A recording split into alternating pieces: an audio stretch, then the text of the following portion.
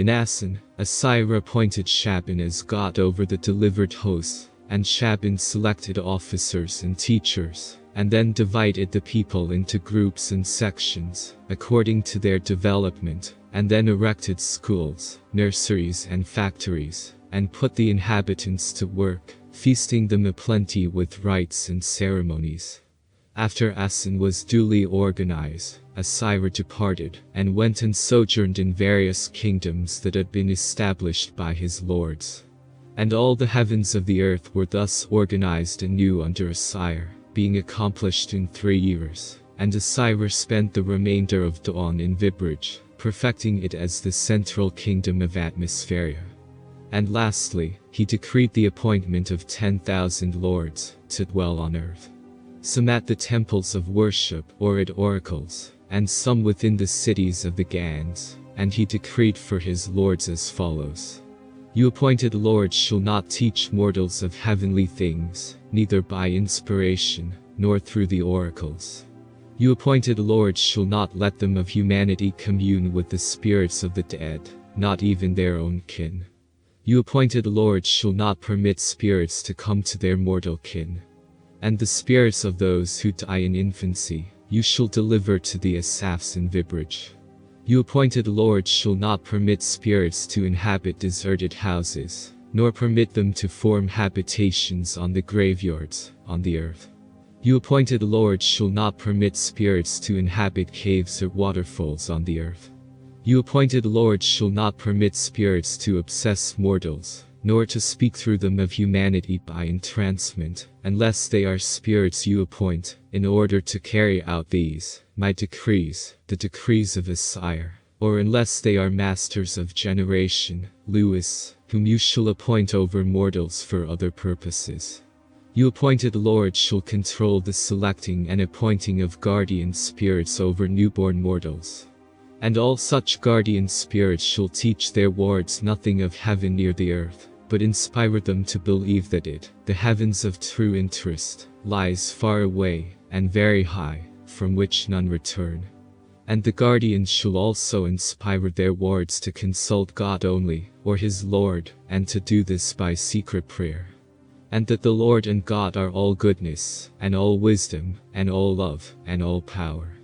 And that all evil comes from Tetrax, that is, the evil dispositions, born with man's mortal condition.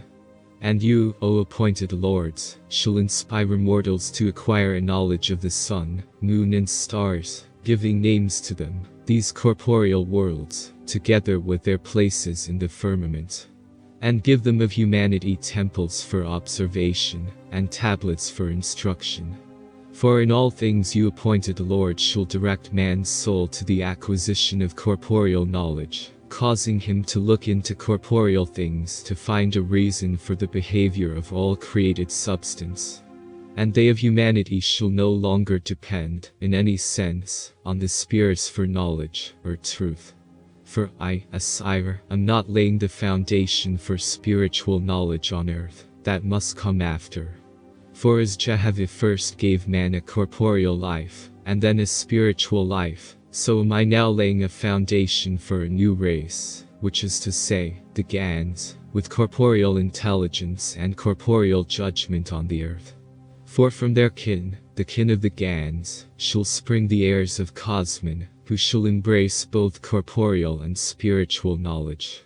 But these, of the present generation of mankind, shall rise in corporeal knowledge, and go down in it, suffering death in that which I, Osiris, now reign on the earth.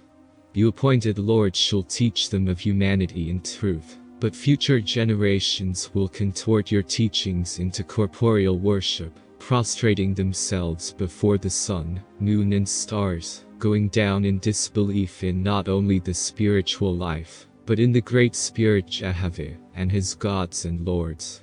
And thus, men will become star worshippers. All these things, pertaining to contortion and disbelief, must come to pass on the corporeal world, nor can there be any resurrection in the latter days, unless those who populate the earth of this day go through the fall that I, Osiris, am preparing for them.